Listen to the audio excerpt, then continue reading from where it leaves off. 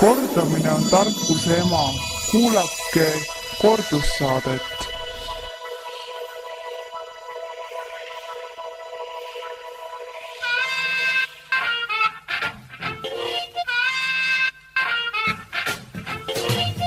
Lõunatund Nõmme raadios. Ja tere maailm! Ongi Lõunatund Nõmme raadios. Olemegi sagedusel 99,3 megahertsi. Sügisene udu, see on soojus, kevadine udu, see tähendab külma. Eks see oleks võinud olla täna hommikunegi moto ärganutele või kuidas seda kutsuda, sest udu oli maas, taevas selge.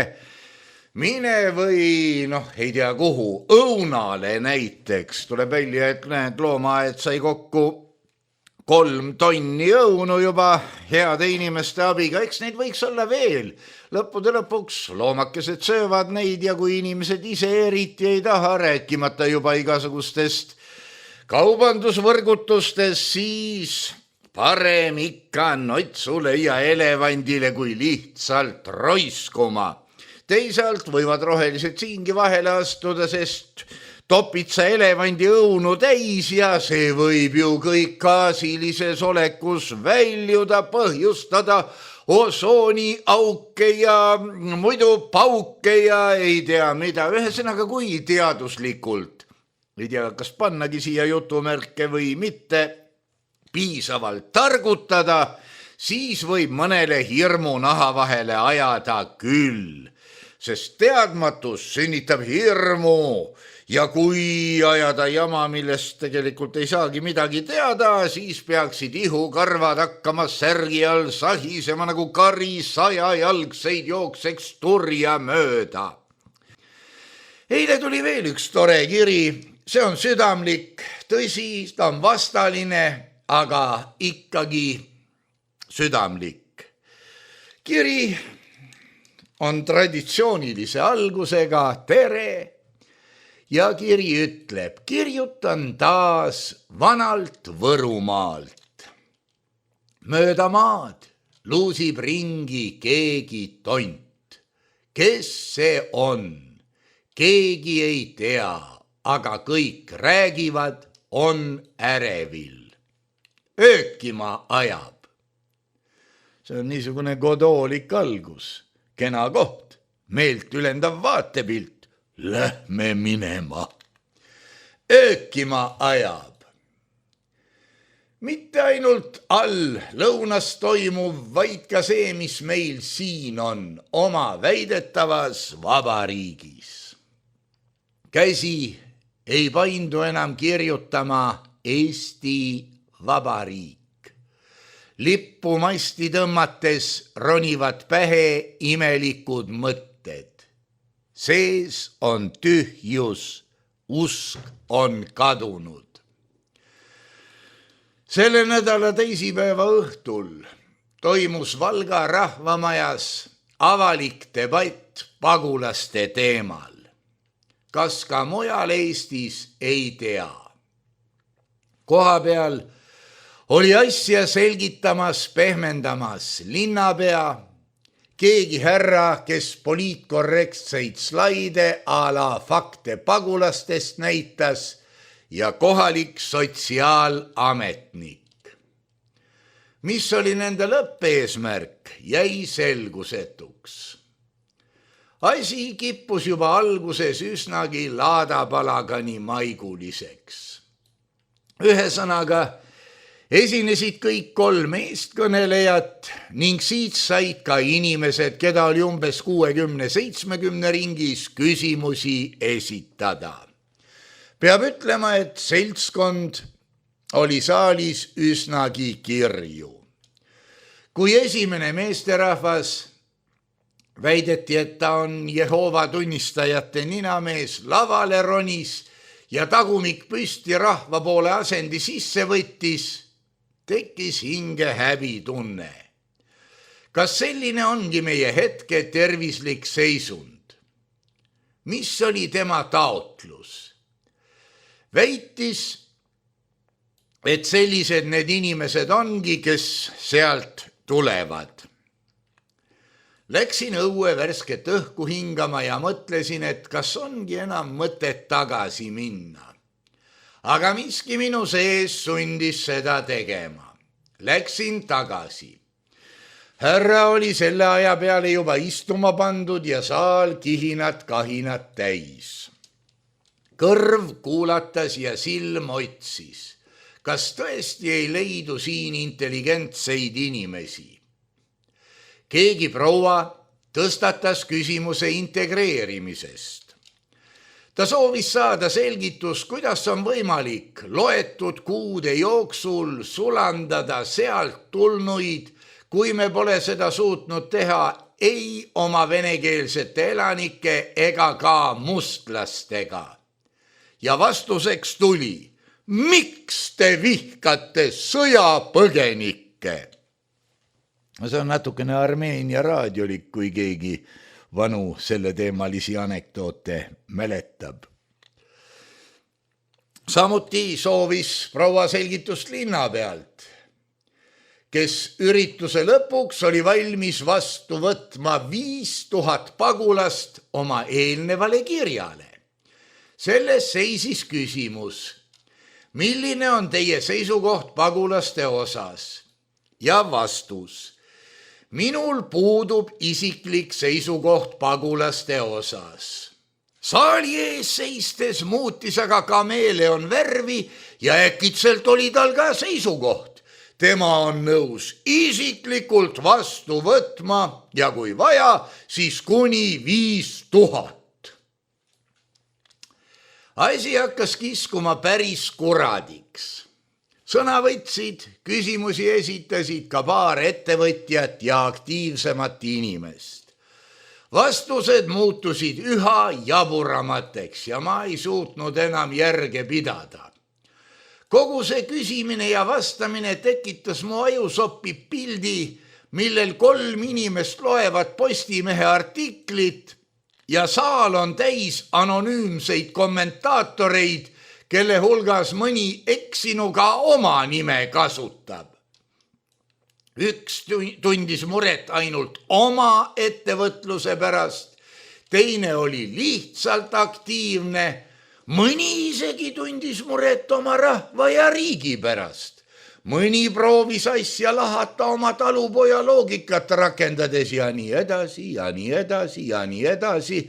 Ja kõik tundus üks suur segapuder. Kogu selle tralli keskel kumises peas ainult üks küsimus. Käsi, mis juba tunni jagu märguandeks, et tahan küsida, püsti oli, kippus väsima. Miskipärast mind ignoreeriti pidevalt ja tekkis mõte, et eeskõnelejad on ka vaegnägijad. Siis aga naeratas õnn. Minu küsimus linna peale oli lühike, konkreetne ja kõlava häälega.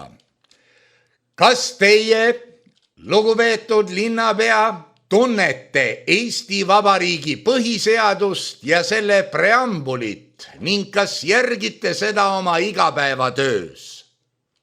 Tema nägu tardus, samuti tardus millegipärast kogu saal. Kiirelt toibununa vuristas ta, jah, loomulikult.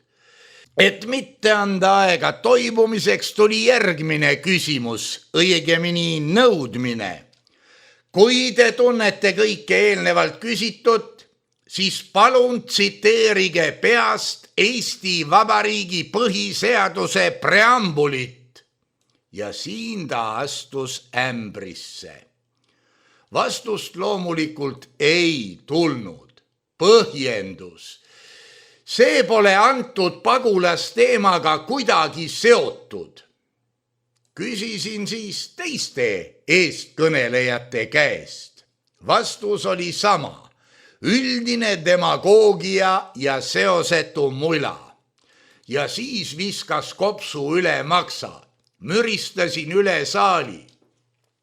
Kas see, mida te lugupeetud eeskõnelejad täna siin räägite, on kooskõlas Eesti Vabariigi põhiseaduse preambuliga ehk pandiks praegustele ja tulevastele põlvedele nende ühiskondlikus edus ja üldises kasus.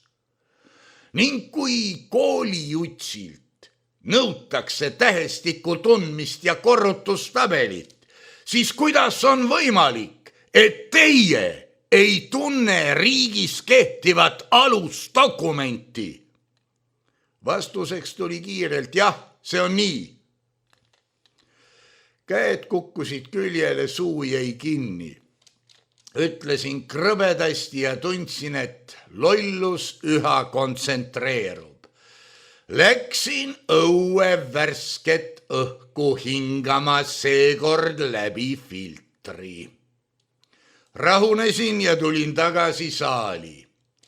Ja ime, kohe kui sisenesin, anti uuesti sõna. Minu küsimus. Lugupeetud linnapea, kuidas saan teid usaldada tegema tähtsaid otsuseid, mis puudutavad nii otseselt kui ka kaudselt meie riiki ja rahvast?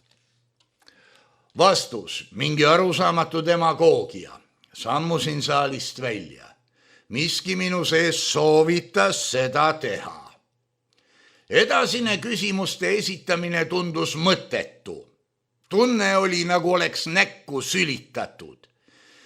Meelde jäi ka esinejate põlastav irve, nad olid võitnud. Kokkuvõtteks, miski siin roiskub, mis see on, ma ei tea. Midagi on meie rahvaga tõsiselt viga. Kogu selles seltskonnas suutis asjakohaseid küsimusi esitada vaid 5 inimest. Ülejäänud vaid mõmisesid ja reageerisid või tegid muud komejanti. Kas tõesti peab tõdema, härra Heiki Kortsperna raamatust Eestlase saatus esimene kurba tõdemust, et eestlasi saab päästa vaid üleilmne ja kõike hõlmav katastroof. Ja kui see kõiki maha ei tapa, ehk siis on lootust. Lugupidamisega Kait. Jah, kas see, mida te, lugupeetud eeskõnelejad, täna siin räägite, on kooskõlas Eesti Vabariigi põhiseaduse preambuliga? Ja nagu ma aru saan, tehti see preambul koos järgnevaga selles samas saalis Vanal Võrumaal purinal täis ja snaiper maeti lehmakoogi alla. See preambul ütleb meil tegelikult nii. Kõikumatus usus ja vankumatus tahtes kindlustada ja arendada riiki, mis on loodud Eesti rahva riikliku enesemääramise kustumatul õigusel ja välja kuulutatud 1918. aasta 24. veebruaril, mis on rajatud vabadusele, õiglusele ja õigusele, mis on kaitseks sisemisele ja välisele rahule ning pandiks praegustele ja tulevastele põlvedele nende ühiskondlikus edus ja üldises kasus, mis peab tagama Eesti rahvuse, keele ja kultuuri säilimise läbi aegade, võttis Eesti rahvas 1938. aastal jõustunud põhiseaduse paragrahv 1 alusel 1992. aasta 28. juuni rahvahääletusel vastu järgmise põhiseaduse. Ja siis tulevad paragrahvid. Muidugi võib öelda, et siin on, see ei saa kehtida, sest 1918. aasta 24. veebruaril alles kuulutati välja, aga see on loll jutt.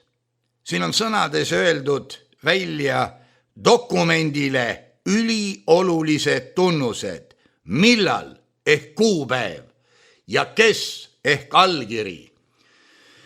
Eesti rahvas 1918. aasta 24. veebruaril. Jah, rahvas on dünaamiliselt muutuv igas mõttes.